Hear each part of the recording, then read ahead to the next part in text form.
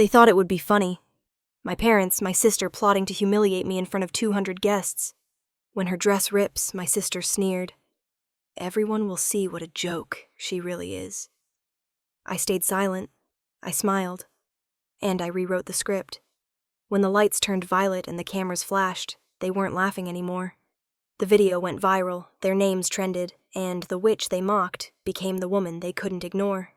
If you haven't subscribed to the channel yet, don't forget to hit subscribe, smash like button, and tell us in the comments where you're tuning in from. The house was silent except for the low hum of the air conditioner and the faint ticking of the clock in the hallway. It was close to midnight, and the Pierce house, our family's showpiece in Pasadena, looked like a photograph from a lifestyle magazine. Perfect, controlled, lifeless. I walked barefoot down the hall, a glass of water in my hand, when I caught the sound of my father's voice coming from his office. I froze. 200 guests, Richard Pierce said. His tone was crisp, managerial, the same one he used when he still ran his real estate firm. All of them from the industry. This wedding has to be perfect, not just for her, but for the family name. My mother, Margaret, responded in that calm, cutting way she had mastered over years of rehearsed social niceties. We can't afford another embarrassment. Not after everything we've been through. We control the narrative, Richard. We always have. Then came a voice I knew too well, light and musical. My sister's, Sophia.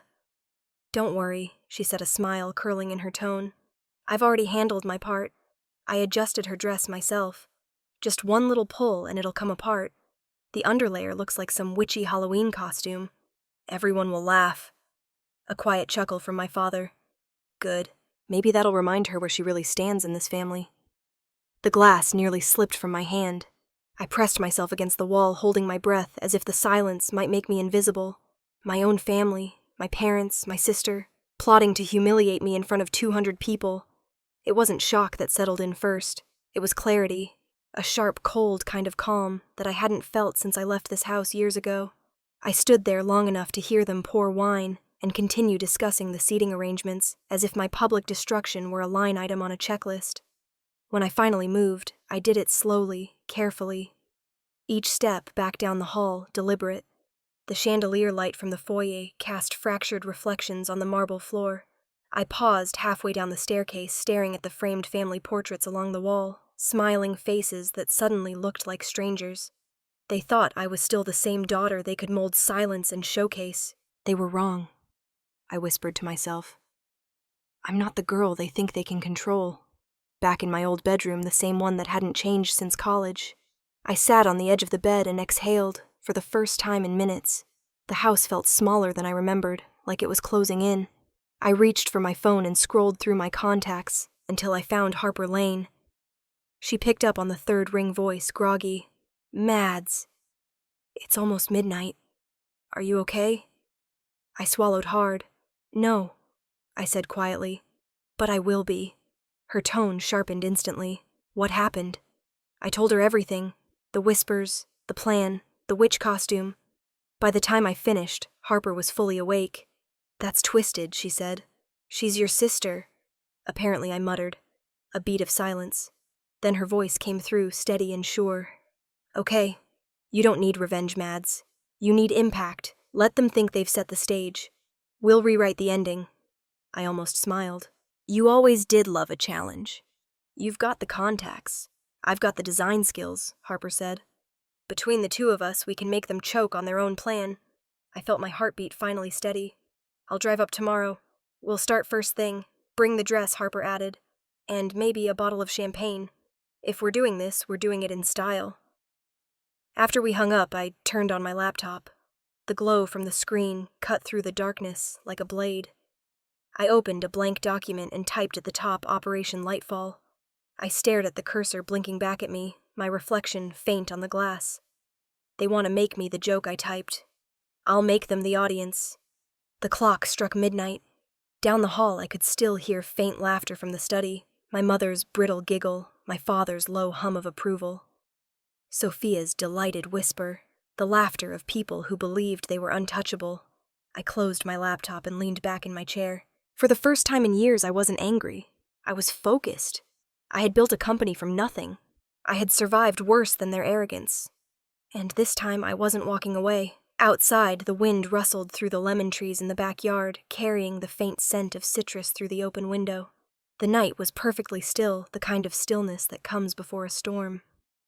I looked around the room one last time, the trophies from high school, the photos of a girl who once tried so hard to please everyone. I almost felt sorry for her. Then I whispered to the empty room, "Let the show begin." The air felt different after that, lighter somehow, as if the house itself sensed that something inside me had shifted. Tomorrow, I'd drive to Los Angeles. I'd see Harper. I'd make sure that when the lights went up at my wedding, the only person shining would be me. And as I lay back against the pillows, I thought of my sister's words. Witch costume laughter. I smiled in the dark. Let them laugh now. The punchline was mine. The morning light slid across the dashboard as I drove down the Pacific Coast Highway toward Newport Beach. The ocean was pale silver under the fog, the kind of muted beauty that makes everything feel suspended in time. The car stereo played softly, something instrumental, a piano, drifting in and out. My hands were steady on the wheel, but my head wasn't here. Not really. Memories have a way of sneaking up on you when you least expect them. The hum of the engine, the smell of salt in the air. It pulled me straight back to 2011. We were living in that same Pasadena house, though it felt smaller back then. I was 19, a sophomore in college, obsessed with my final design project. Sophia was 15, and perfect. My parents' golden child. Their second chance at redemption. When the real estate market collapsed, my father lost everything in a month. His company folded the cars, were repossessed, and my mother stopped answering the phone because every call was another creditor. The house became a quiet war zone. Doors closing, voices dropping whenever I entered a room. One night, I came home from class with fabric samples tucked under my arm, excited to show them the collection I was building. Mom didn't even look up from the kitchen table. "We're selling the car," she said flatly. "And you need to withdraw from that design program." I blinked. "What? Why?" My father looked up from his paperwork, his voice cold. "We don't have money for hobbies, Madeline. It's time to grow up." "It's not a hobby," I said, heart pounding. "It's my degree." Sophia was at the counter, twirling a strand of hair. "Maybe you can design my prom dress, Maddie. You know if we can afford fabric." I remember the heat in my face, the shame, the way my mother's expression hardened. "We can't afford dreams right now," she said. "We need dignity." That word stuck. Dignity. I spent the next 3 days packing my things. On the last morning, it was raining, the kind of cold, relentless rain that seeps into your bones. My father stood at the doorway, arms crossed. "You'll never understand what real honor looks like," he said. I wanted to scream. Instead, I nodded. "Maybe not your version." Then I walked into the rain and didn't look back. Years later, I built a life on the opposite coast, and every decision I made was a quiet rebellion against that night. I learned that to them, honor wasn't morality. It was theater. It was the appearance of strength, not the substance of it. The sound of a horn jolted me back to the present. I'd drifted into the slow lane. The highway widened, ahead the fog thinning. I rolled down the window. The air was cool and sharp, brushing against my skin like a warning. Newport Beach came into view, glimmering, orderly, exactly the kind of place my parents loved to be seen in. I checked the time. 8:47 a.m. and turned off at the exit toward the hotel. The lobby smelled of white lilies and salt water. The concierge smiled, too polished to be real. "Welcome back, Ms. Pierce," he said. "Your suite is ready." "Thank you," I murmured. Upstairs, I stood by the window of the suite overlooking the beach. From here, the ocean looked endless, steady, indifferent. I let the silence settle. I'd left home at 19, built a company from the ground up, earned every ounce of my success. Yet a few whispered words in my parents' office last night had brought everything back. Every scar, every lie I told myself about being over it. The phone buzzed on the nightstand. "Nathan," I answered. "Hey." His voice was warm, grounded. "You made it okay?" "Yeah, just got to the hotel." "You sound tired," he said. "Big week, huh?" I hesitated, then forced a smile he couldn't see. "Everything's perfect." He laughed softly. "You and that word. You don't have to be perfect, Maddie. Just show up." I swallowed the knot in my throat. That's the plan. I love you, he said, quiet but certain. I love you too. When the call ended, the room felt heavier. I turned toward the mirror, studying my reflection. The woman staring back looked composed, successful, even radiant, but her eyes gave her away. There was something old there, something restless that had never healed. I drew the curtains and sat on the edge of the bed, staring at the waves. My family had spent their lives building facades. This wedding wasn't just another performance, it was their stage, and I was supposed to play the fool. But they had forgotten one thing. I'd learned from the best. In my head, the plan began to take shape, clean, precise, surgical, not revenge, not cruelty, justice in motion. A truth unveiled at the perfect moment. Outside, the sun finally broke through the clouds, turning the ocean from gray to gold. I picked up my notebook and began writing names, times, and details. Vendors, lighting crews, media contacts. The sound of the pen against paper steadied me. They wanted a flawless wedding. I'd give them one. But it would be my definition of flawless. By the time the clock struck 10, I'd mapped out the first outlines of what I needed. Harper, the dress, a location check, technical setup. I closed the notebook and exhaled. For the first time since last night, my heartbeat slowed. The anger had cooled into something sharper, clearer, a purpose. Somewhere out there, the waves kept breaking against the shore, the same rhythm they always had. But inside me, a different tide was rising. I looked out at the horizon, the faint shimmer of sunlight cutting across the water. They had taught me that image was everything. This time I would show them what power really looked like. The morning light spilled across the long glass windows of Aurora Atelier, painting the studio floor in soft gold. The smell of fabric dye and hot coffee filled the air. Harper Lane, wrapped in her usual denim jacket, was already at work, crouched beside the mannequin where my wedding dress hung. She didn't look up when I walked in. She was too focused on the hem. "Morning," I said quietly. "Morning." She scoffed. "It's barely 6 a.m. I've been here since 5. Her voice was light, but when she turned toward me, her expression wasn't. She motioned me over. "You need to see this." I stepped closer. The ivory silk shimmered under the skylight, perfect from a distance, but Harper pointed to the seam near the waistline. The stitching had been replaced with a black thread so fine it was almost invisible. I frowned. "That wasn't there before." "No, it wasn't," Harper said. "And this?" She lifted a layer of the lining, revealing delicate black lace embroidered with spiderweb patterns. "This is new too. It's not part of the original fabric I ordered. Whoever did this wanted it to look like it would unravel into something gothic, like a costume." The realization hit me like ice.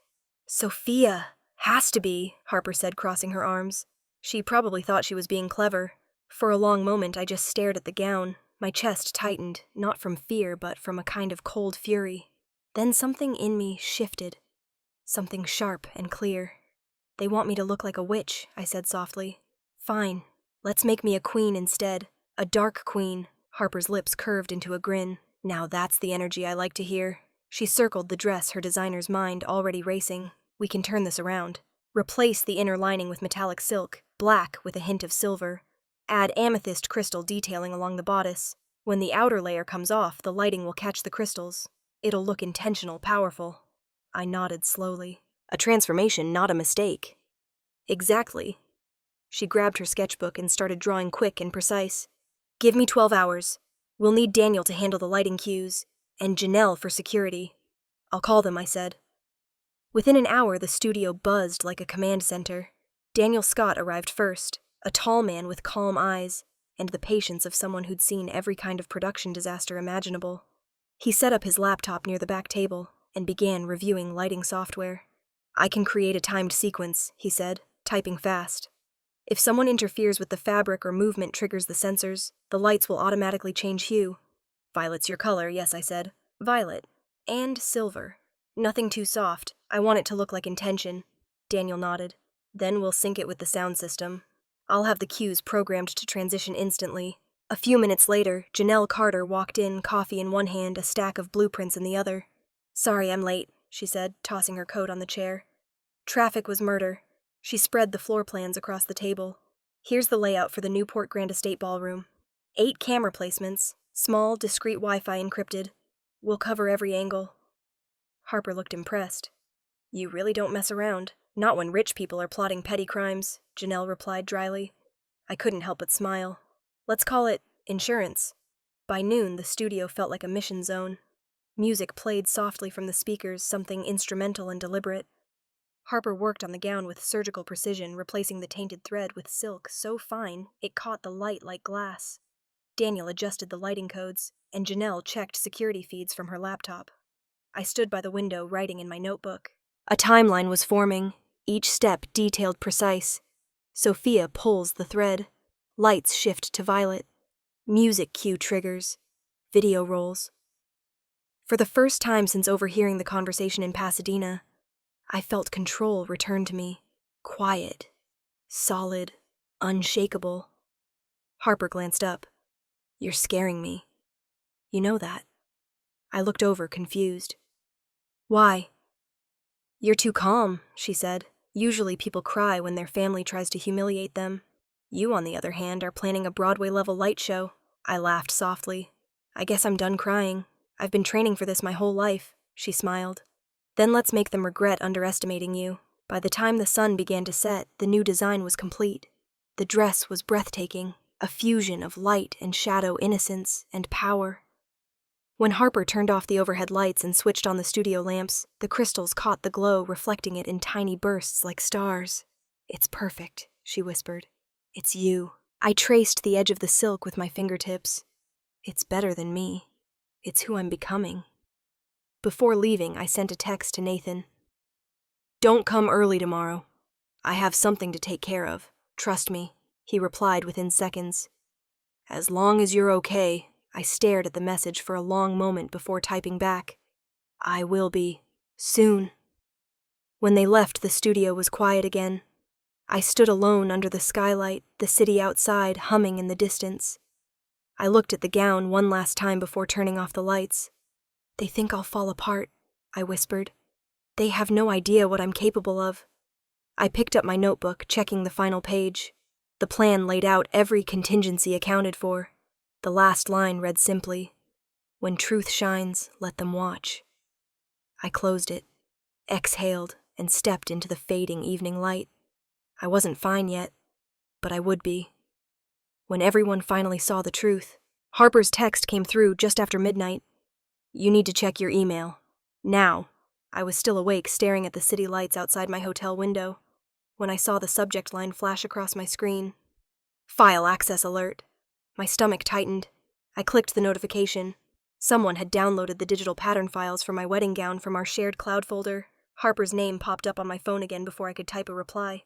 Mad, someone just pulled your dress design, she said, her voice sharp with panic. It happened about 15 minutes ago. They logged in under your name, but I can see the metadata.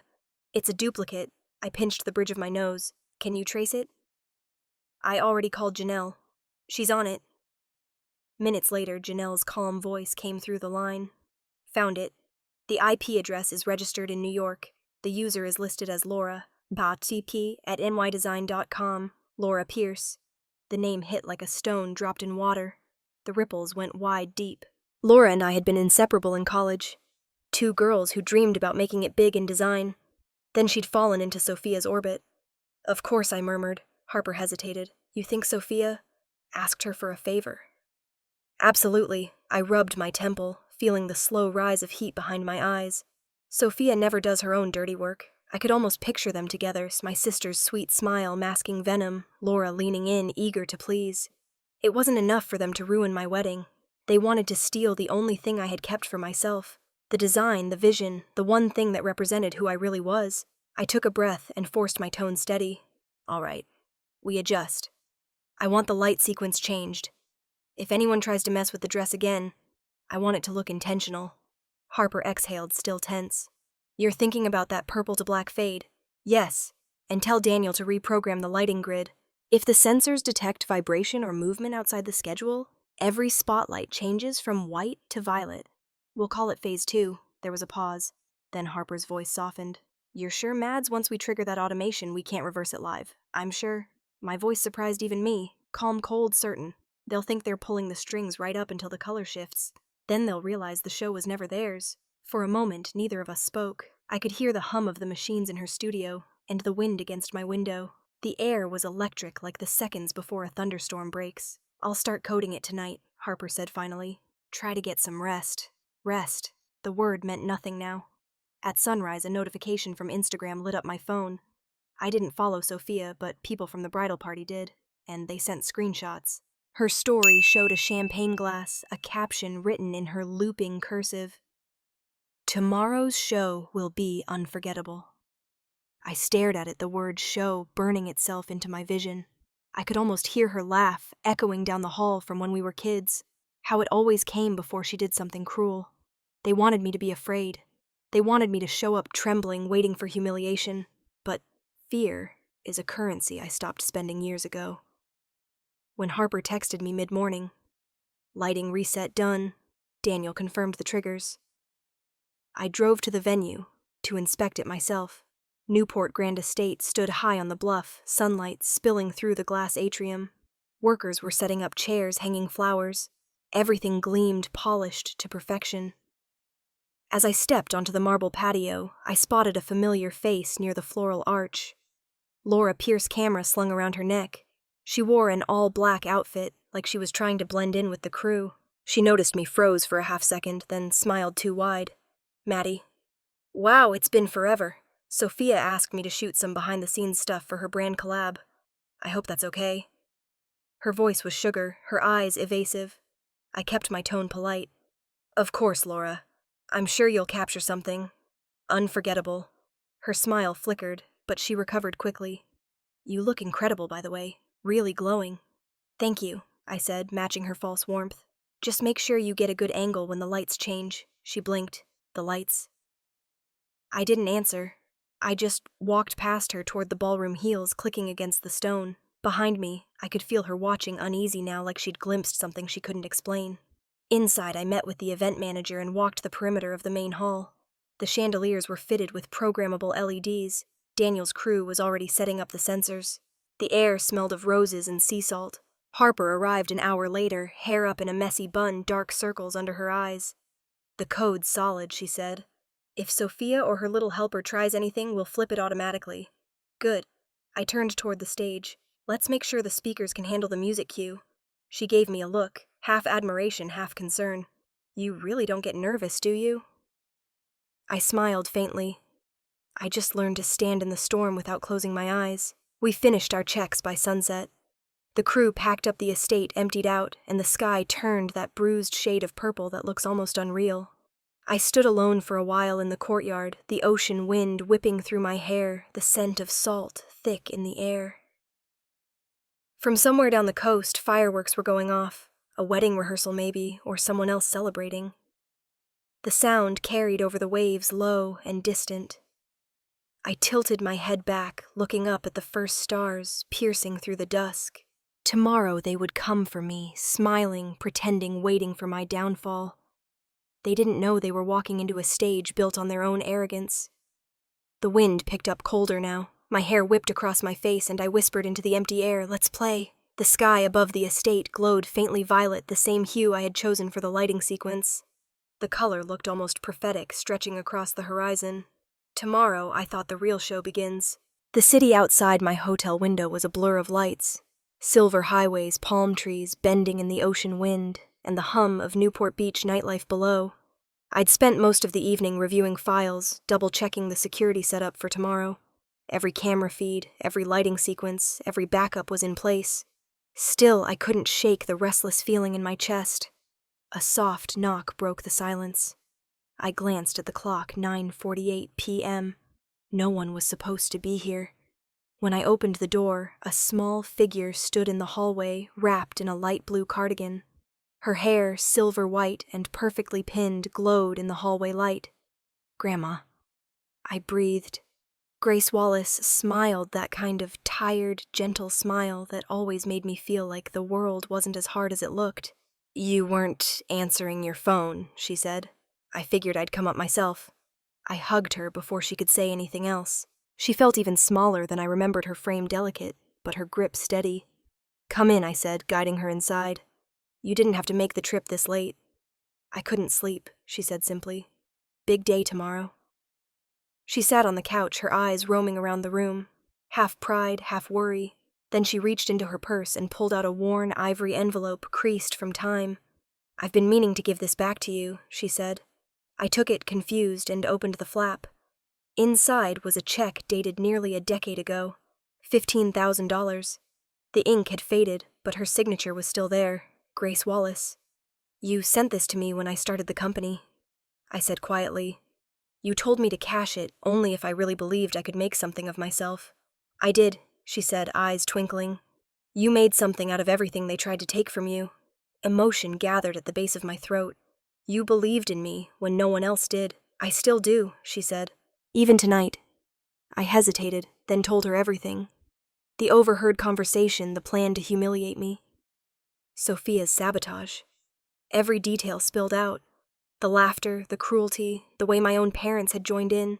She didn't interrupt once. When I finished, she sat quietly for a long moment. The city lights flickered against the glass, painting faint reflections across her face. "I wish I could say I'm surprised," she said finally, "but I've known your mother a long time. I taught her to tell the truth, to face her mistakes, but after your father's company went under, something in her broke. She started fearing shame more than failure. Her words cut deeper than anger ever could, and she passed that fear down like an inheritance." Grace reached across the table and took my hand. "Don't let it define you, sweetheart. People like that, they build their lives around control because they're terrified of losing it. But karma doesn't move fast. It moves when everyone's watching." Her grip tightened, warm and sure. "You don't need to destroy them. Just stand there calm and unshaken.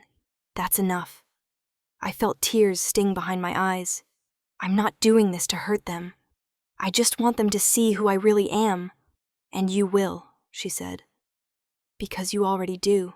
We sat in silence for a while. Outside, the sound of waves drifted through the cracked window. The smell of salt and jasmine filled the room. I rested my head on her shoulder the way I used to as a child. For the first time in days, my heart slowed down. When she finally stood, she brushed her hand along my hair, the same way she used to when I came home crying from school. "You have your grandfather's calm," she said softly. "And my temper when pushed." "That's a dangerous mix," I laughed quietly. "Let's hope I use it wisely." She kissed my forehead. "Sleep, Madeline. Tomorrow, you don't need to fight. You just need to stand tall." After she left, I stood by the door for a long time, listening to her footsteps fade down the hall. The room felt emptier but lighter somehow, as if she had taken some of the weight with her. I walked to the desk and opened my laptop again. The screen's glow illuminated the outlines of the wedding plan pinned beside it. Seating chart audio triggers light cues. I scrolled through the live security feeds Janelle had sent, small thumbnails of the venue bathed in soft evening light. Every corner was covered. Phase 1. Dress ready. Phase 2. Lighting sensors armed. Phase 3. Camera sync. Everything was in motion. The cursor blinked on the last line of my checklist. I added one more note in bold letters. "Remember why." The night outside deepened, the ocean wind tapping against the window. I closed the laptop and set it aside. As I slipped into bed, I replayed Grandma's words in my head. Karma doesn't move fast. It moves when everyone's watching. I wasn't planning to win tomorrow. I was planning to reclaim something that had been mine all along. The right to be seen, to be unafraid. The lights of the city faded as I closed my eyes, and for the first time in years, I felt like I was finally on even ground. The kind of calm that comes before a storm, the kind that makes you ready for it. Morning sunlight spilled through the glass atrium of Newport Grand Estate, painting everything in gold. The air smelled of salt and roses, the faint crash of the ocean drifting in from beyond the cliffs. By the time I arrived, the grounds were already alive with motion. Waiters in white jackets, camera crews weaving through the crowd, guests dressed like they were walking a red carpet instead of attending a wedding. 200 people, all perfectly curated. Exactly the audience my parents wanted. Harper's voice crackled in my ear through the tiny earpiece we'd hidden under my hair. Lighting teams online, all sensors tested.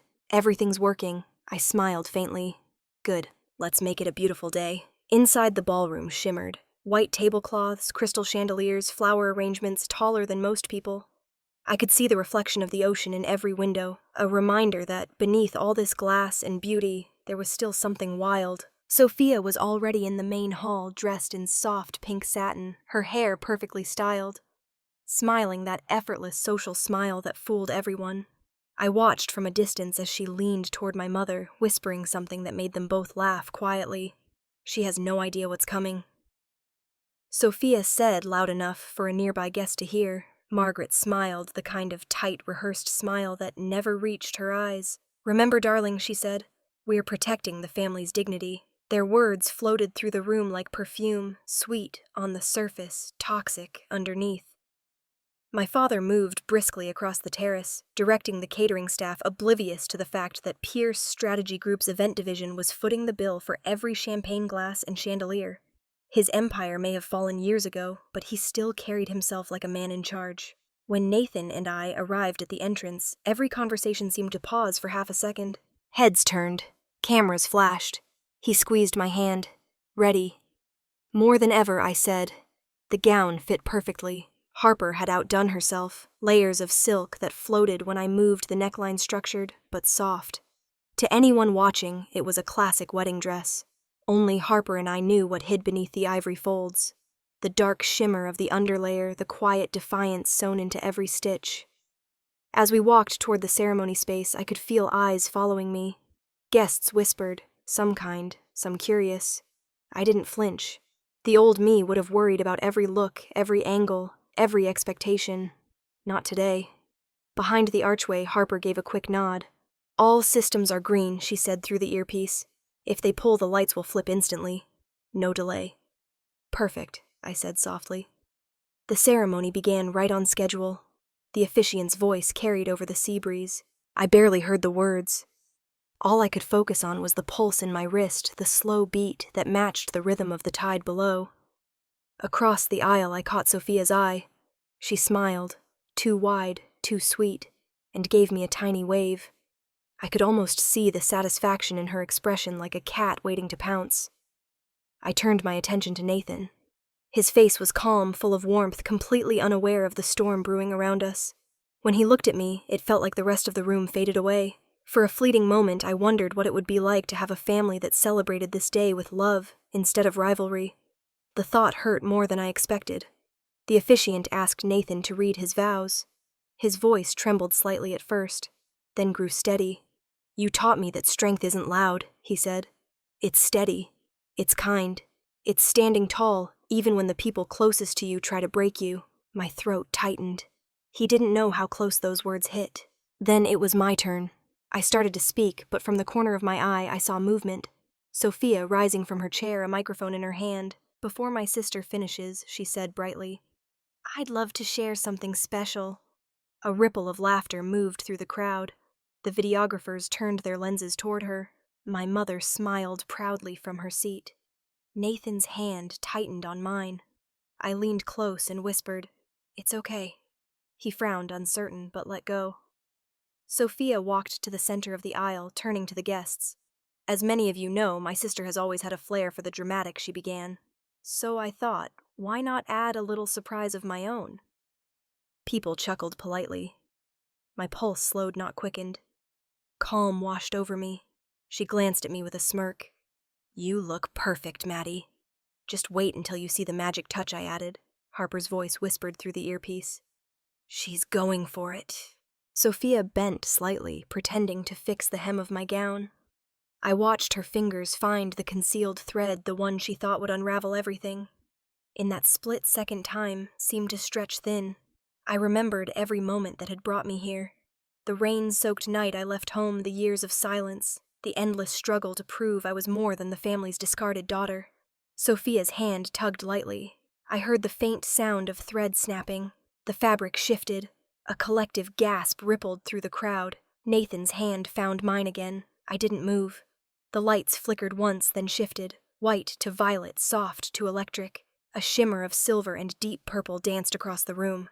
The ivory layer of my gown fell away gracefully, revealing the black silk and crystal lining beneath it, glimmering like the night sky. The music changed too, Daniel's cue. A low, haunting note filled the air, building into something regal. I lifted my chin. Every flash of a camera, every stunned face, every whispered breath, it all belonged to me now. Sophia froze, horror flickering across her face as she realized the scene had turned against her. I looked at her, smiling faintly. "Something wrong, Soph?" She stammered. It wasn't. I took the microphone from her trembling hand and turned to the crowd. My sister wanted to surprise me, I said, voice even. And I must say, it's perfect. The guests murmured, unsure whether to laugh or applaud. Then someone began clapping, and the rest followed. Nathan's expression was a mix of awe and confusion. Harper's voice crackled softly in my ear. You did it. I breathed in the scent of salt and flowers, the warmth of the lights against my skin.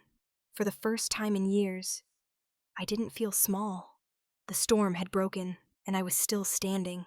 I turned back toward the aisle, holding the microphone lightly in my hand, ready for whatever came next. Sophia's voice rang through the speakers, bright and sugary.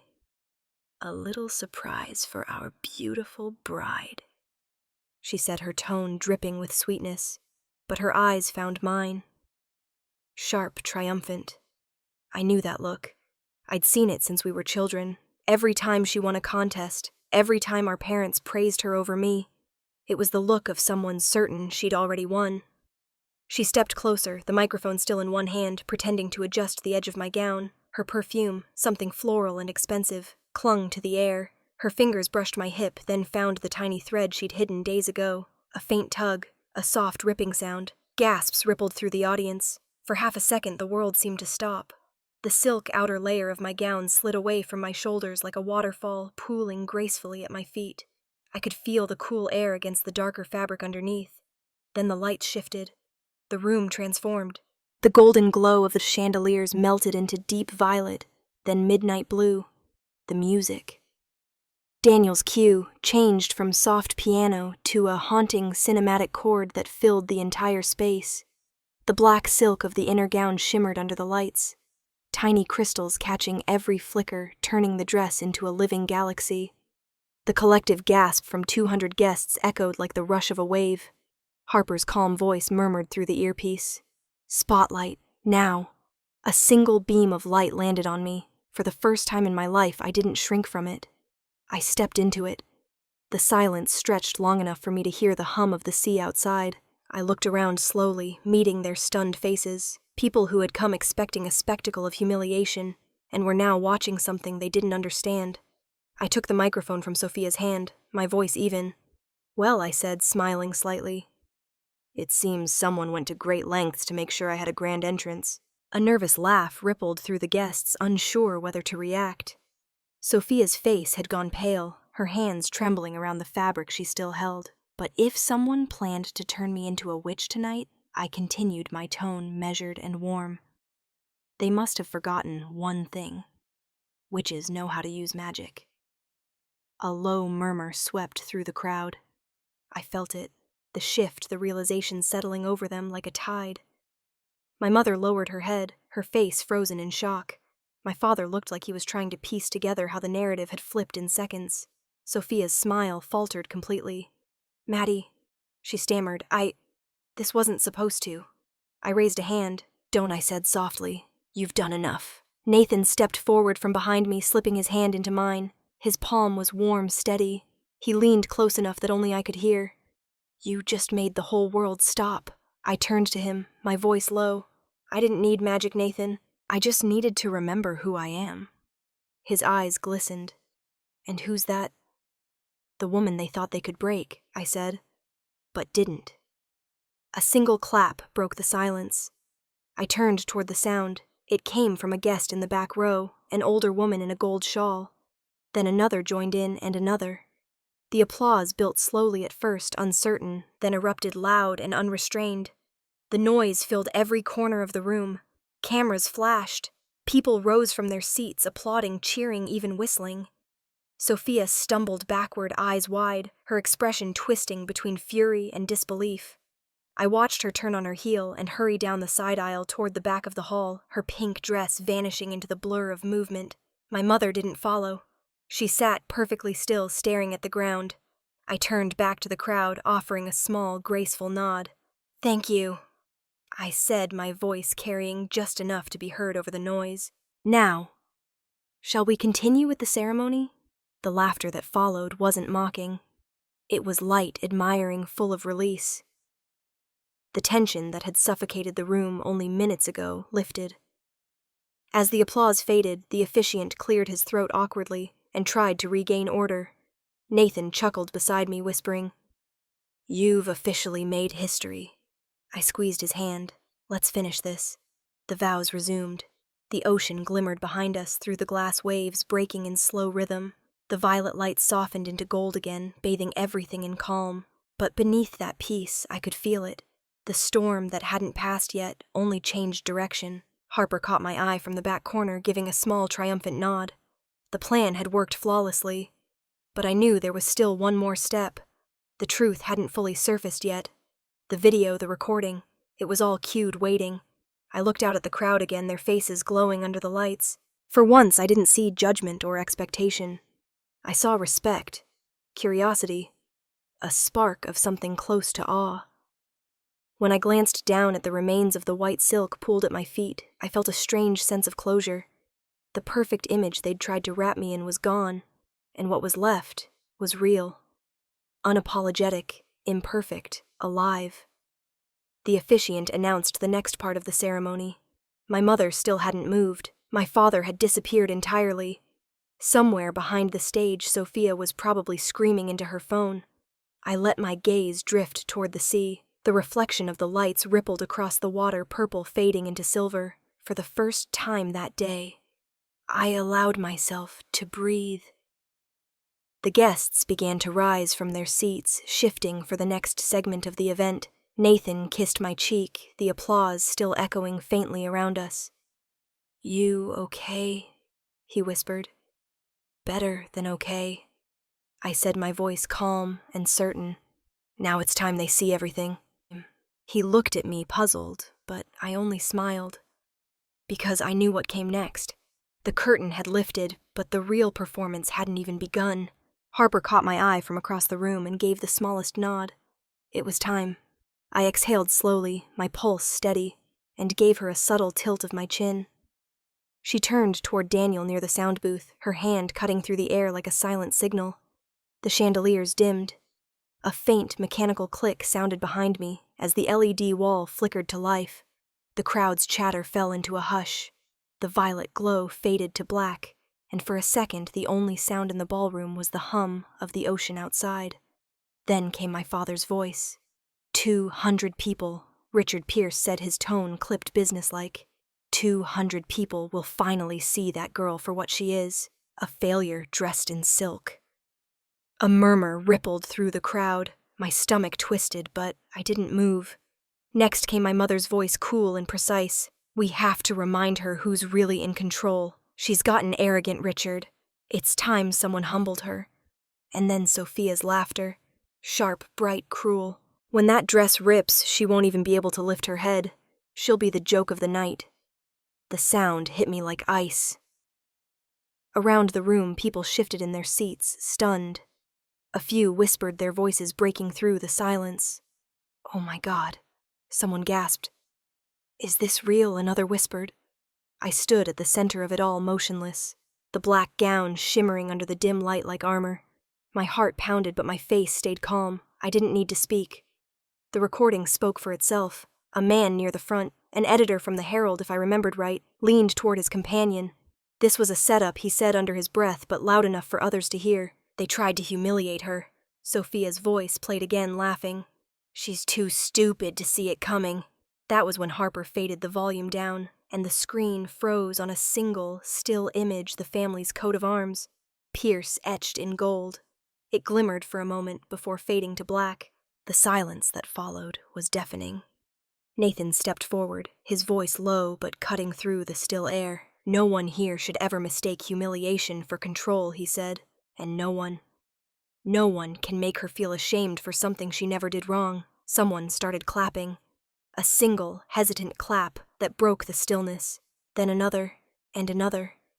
The sound grew until the entire ballroom was on its feet, the applause rolling like thunder. Sophia stood near the side of the stage, frozen mascara streaking down her cheeks. "Turn it off!" she shouted, but the screen was already dark. My mother sat back in her chair, pale as porcelain. Her lips moved, but no words came out. My father lowered his head, finally hidden in his hands. The applause didn't stop. Cameras flashed again. This time, not for the glamour of a wedding, but for the truth unfolding in real time. I looked out at the crowd, meeting their eyes. "Thank you," I said finally, my voice calm, clear. "Thank you for witnessing the truth." The words weren't rehearsed. They came from somewhere deeper than I expected. I grew up believing that appearances were everything, but tonight I learned that the only thing worth protecting is integrity. The room went quiet again, listening. I took a breath and smiled faintly.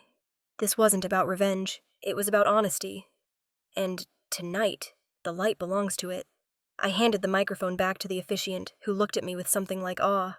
"Would you like to continue with the ceremony?" he asked awkwardly. Nathan laughed softly, shaking his head. "Maybe later." Harper wiped a tear from the corner of her eye, pretending to check her clipboard. I caught her gaze and mouthed, "Thank you." She nodded once, her expression half pride, half disbelief. Sophia turned and ran down the aisle, her heels clattering against the marble floor, her sobs echoing faintly as the doors slammed behind her. My mother rose slowly, unsteady, while my father walked out ahead of her, shoulders heavy. I didn't chase them. I just stood there, letting the noise and light and air wrap around me.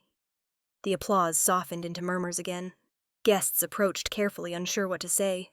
Someone patted my shoulder. Someone else whispered, "You handled that beautifully."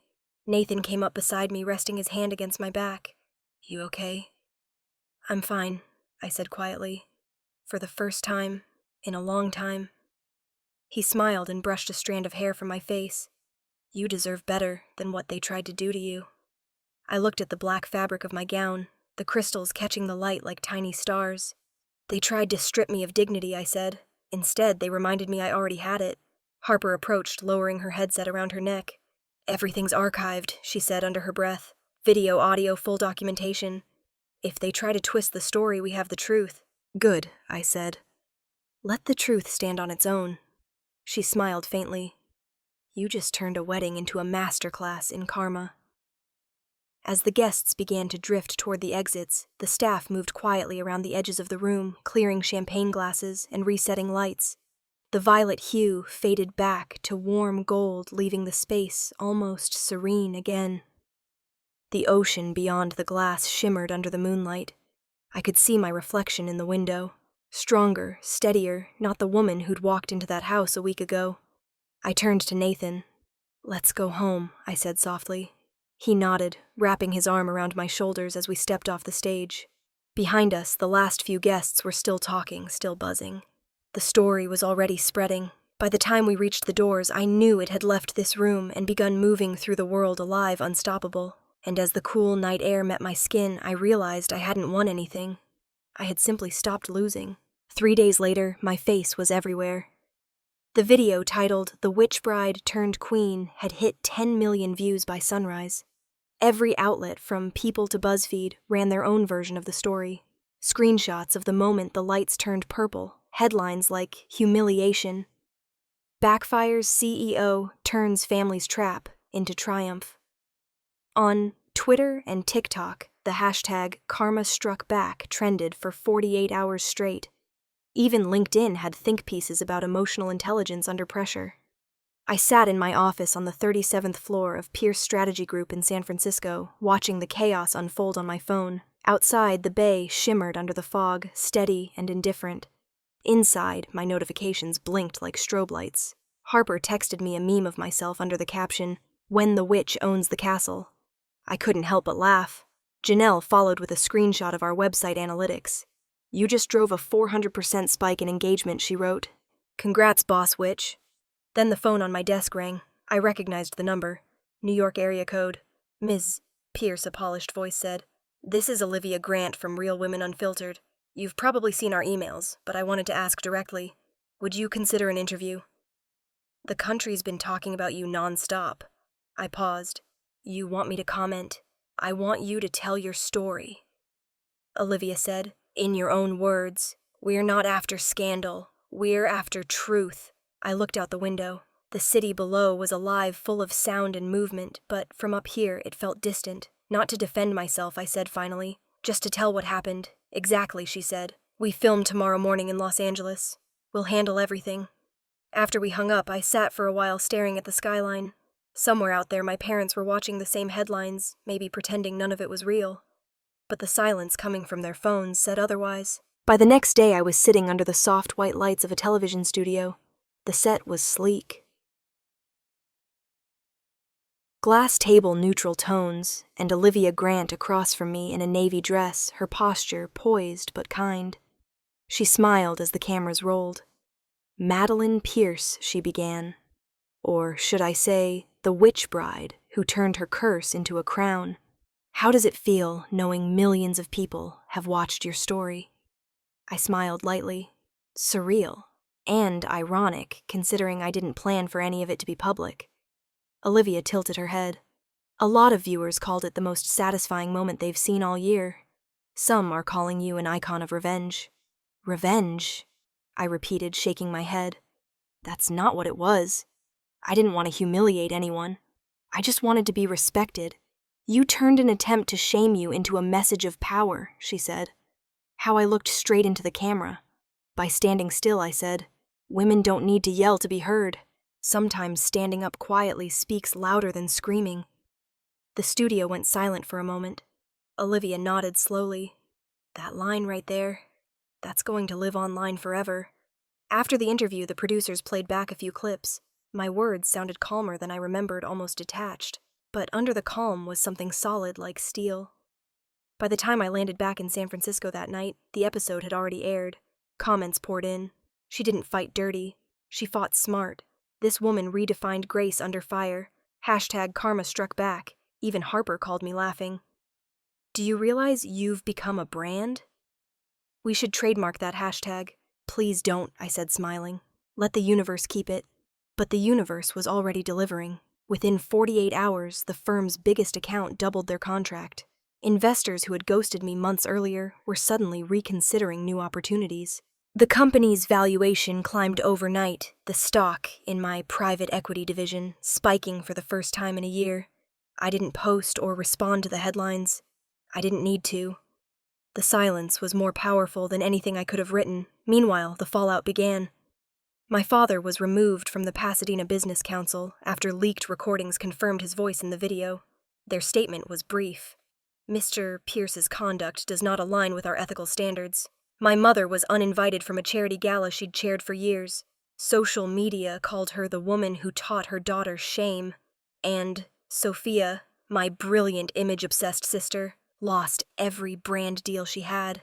One by one, fashion houses issued quiet press releases cutting ties. Her agent deleted her website overnight. Harper sent me a message. Sophia went private on Instagram. That's when you know it's real. I didn't reply. There was no joy in it, no satisfaction. Just a strange, quiet symmetry. Late that night, I stood by my apartment window overlooking the city lights. Nathan had fallen asleep on the couch, his jacket draped over him. I watched the news play silently on the TV, my photo flashing beside headlines about dignity, betrayal, empowerment. The anchor's lips moved, but I couldn't hear her. I didn't need to. In the reflection on the window, I saw the faint shimmer of the black gown hanging on the wall behind me. The same one that turned a moment of humiliation into something holy. Karma doesn't rush. It waits until everyone's watching. It had waited long enough. 2 months passed before the next blow came. The envelope was thick, formal, printed with the seal of the Los Angeles County Superior Court. I knew before I opened it. Inside was a civil complaint, filed by Marcus Blake, a former associate of my father's, and co-signed by both Richard and Margaret Pierce. Allegations, defamation, emotional distress, public humiliation, invasion of privacy. In short, they were suing me for exposing them. I read every word twice, then placed the papers neatly on my desk. I felt nothing. No surprise, no anger. Just an old familiar exhaustion. The kind that comes from knowing some people would rather destroy themselves than admit they were wrong. I called Eleanor Hayes, my attorney, and sent her a scanned copy of the documents. She asked me to come to her office in Los Angeles the next morning. When I arrived, Eleanor was waiting with 2 cups of coffee, and that half smile she reserved for cases she already knew she'd win. Her office smelled like old leather and lemon oil, the shelves lined with law books and framed degrees. She glanced at the papers once and said, "This is desperate. They're claiming emotional damage because you told the truth." I sat down. They can't stand the silence. They need control back. "Exactly," she said. This isn't about money. It's about image. They're using Marcus as a front because they think it'll look less personal. I leaned back, crossing my arms. What do we do? Eleanor tapped her pen against the desk. We don't play defense. We file a counter-response grounded in verified fact. Every file, every recording, every timestamp, truth is our witness. A small smile tugged at the corner of my mouth. You sound almost poetic. She grinned. Comes with age, also with billable hours. We spent the next 2 weeks gathering evidence. Janelle handled the technical side, metadata timestamps, cloud verification. Daniel sent over the contracts that proved Pierce Strategy Group had exclusive rights to the venue and all audiovisual equipment. Harper forwarded the receipts showing Sophia's payments to Laura for design consultation. Every thread of deceit was traceable, every action documented. The day of the hearing, downtown Los Angeles buzzed with reporters. The courthouse steps were lined with cameras, microphones, and placards that read things like, "Justice for Maddie and truth is not defamation." Eleanor met me at the entrance, a calm force in her navy suit. "Just breathe," she said. "We're walking into a theater. The trick is not to perform." Inside, the courtroom was smaller than I'd imagined. Mahogany benches, pale marble floors, the air-conditioned chill that makes everything feel clinical. My parents sat at the plaintiff's table beside Marcus. My mother avoided my eyes. My father didn't bother. Marcus leaned forward, whispering something to his attorney, a slick-looking man in a gray suit, who reeked of ambition. The hearing began. The judge, a woman with sharp eyes and a tone that tolerated no nonsense, called the case number. Lawyers stood, introductions exchanged. The opposing counsel started first pacing before the bench like he was auditioning for a legal drama. "Your Honor," he began, "my clients have suffered profound reputational and emotional damage as a result of Miss Pierce's reckless decision to release private family recordings to the public." I didn't flinch. He continued. "These actions have caused irreparable harm not only to the plaintiff's professional reputations, but also to their personal dignity." Eleanor rose smoothly. "Your Honor, the recordings were not released by Ms. Pierce. They were broadcast unintentionally during a live event on a system owned by her company using her equipment within her legal right. The plaintiff's own words are what caused their reputational harm." The judge nodded slightly. "Proceed with evidence." Eleanor gestured to Janelle, who rolled in a small trolley stacked with binders and a laptop. "Your Honor, exhibit A through F are authenticated digital backups of the event, complete with metadata, timestamps, and third-party verification." The judge examined the files briefly. "These are valid under California Evidence Code 1552. Continue." Then came the question everyone had been waiting for. The opposing counsel turned toward me. "Ms. Pierce," he said, feigning sympathy, "do you regret what you did? Do you regret humiliating your parents in front of 200 guests, and subsequently millions online?" The room fell silent. Cameras clicked softly in the back row. I looked straight at him. "I didn't humiliate them," I said evenly. "They did that themselves, long before I ever spoke. I simply stopped pretending." Eleanor didn't smile, but I saw the faintest flicker of approval in her eyes. The judge leaned forward, resting her chin on her hand. "Counselor," she said, "unless you can produce evidence that Ms. Pierce manipulated or falsified this material, your argument seems to rest on emotional appeal, not law." The attorney stammered something about family values. The judge cut him off. "Dismissed. Case closed." The gavel struck once, sharp and final. The room exhaled. My father stood red-faced, muttering under his breath. My mother followed him out without looking at me. Marcus lingered for a moment, his expression unreadable, then left, with his lawyer trailing behind. Outside, reporters swarmed the steps again. Eleanor placed a hand on my shoulder. "Say nothing," she murmured. "Let them speculate." We pushed through the crowd and reached the car waiting at the curb. Once the doors shut, the noise vanished. For the first time in weeks, I let out a long breath. Eleanor looked at me, her eyes soft now. "How do you feel?" "Tired," I admitted. "Relieved." She nodded. "They wanted a win. You gave them a mirror instead." As the car pulled away from the courthouse, I watched the building recede in the rearview mirror. I didn't feel victorious, just finished. "I don't need to beat them," I said quietly. "I just need them to stop hurting people." Eleanor smiled faintly. "That's what winning looks like, Madeline." The city blurred by streaks of sun glinting off the glass towers. Somewhere behind us, the echoes of the gavel still lingered, a sound that wasn't about punishment, but closure. For the first time since the wedding, I felt free. A week after the hearing, the elevator doors to my office opened, and my mother stepped out. Margaret Pierce looked smaller than I remembered. She wore a plain gray sweater, no jewelry. Her hair pulled back simply as if she had stripped away every layer of the woman she once performed for the world. My assistant glanced at me from her desk, silently asking if she should send her away. I shook my head. "Mom," I said quietly. She nodded once, hesitating in the doorway of my glass-walled office before stepping inside. Her hands trembled slightly as she clasped them together. "You look well," she said, her voice thin. "So do you." I lied.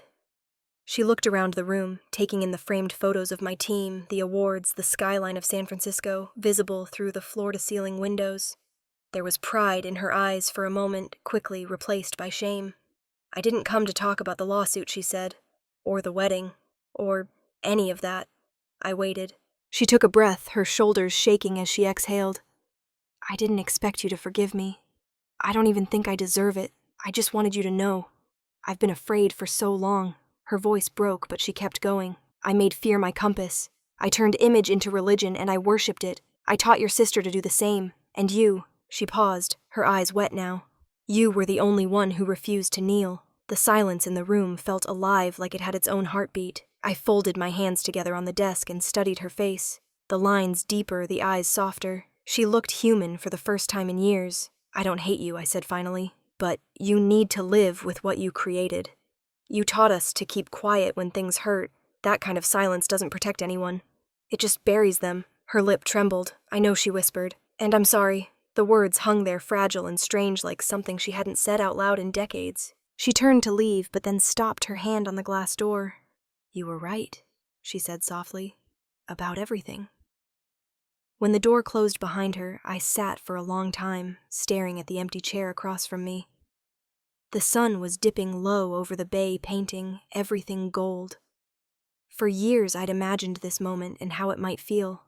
Revenge, maybe victory. But what I felt instead was peace, quiet, and unadorned. Forgiveness. I realized wasn't about forgetting. It was about no longer needing to remember. The following week, Olivia Grant called again. "The network wants to do a follow-up," she said. "Not about the scandal, about resilience." I hesitated, then agreed. The studio this time was brighter, more intimate. Olivia greeted me with a warm smile before the cameras rolled. "Maddie," she began. "Last time we talked, the world saw strength. This time, I think they'll see grace. Let me ask, if you could say one thing to your sister today, what would it be?" The question hung in the air. I could almost hear the faint buzz of the studio lights. I smiled, small but genuine. "I'd say thank you," I said. "Thank you for calling me a witch, because that's how I found my magic." Olivia blinked, caught off guard, then laughed softly. "That's beautiful." After the recording, the producers hugged me. They said the line would go viral again, that it would inspire millions. I didn't care. For once, it didn't matter who was watching. Later that night, I sat alone on the balcony of my apartment, the city lights below flickering like stars scattered across the earth. The air was cool and quiet. I thought about my mother's face, my father's silence, Sophia's absence. I thought about the word forgiveness. How it doesn't erase what happened. It just changes the way it echoes. I could still hear my grandmother's voice from months ago. Karma doesn't move fast. It moves when everyone's watching. And maybe I thought karma wasn't just about punishment. Maybe it was also about redemption, the chance to stop repeating old mistakes. I leaned back in my chair, the hum of traffic below faint and steady. The wind carried the smell of jasmine from the balcony planter. I wasn't angry anymore. I wasn't waiting for an apology or a reckoning or applause. I'd already had my moment under the lights. Now all I wanted was the quiet that comes after. Forgiveness doesn't mean forgetting. It means I survived the story and stopped needing to tell it. A year later, I stood backstage at the Beverly Hilton in Los Angeles, waiting for my name to be called. The ballroom glittered beneath the chandeliers, packed with more than 1,000 guests. The banners read Women of Impact Awards, and the air was thick with perfume applause and quiet anticipation. Harper, Nathan, Janelle, and Grandma Grace were seated in the front row. From where I stood, I could see the back of Grandma's silver hair shining under the lights. She was wearing the same pearl earrings she'd worn at my graduation. When she caught my eye, she smiled, and the sight steadied me more than any deep breath could. The MC's voice rang out over the speakers. Please welcome to the stage this year's Female Entrepreneur of the Year, Madeline Pierce. The applause hit like a wave, warm, loud, real. I stepped out into the white light, the sound of the orchestra swelling behind me. Every flash of a camera, every face turned toward me, it all blurred together. For a moment, I thought of that other night, the wedding stage, the eyes of hundreds watching. But this time there was no fear, no anger, just light. I walked to the podium, feeling the weight of the award in my hand, clear, crystal, heavy, and cold.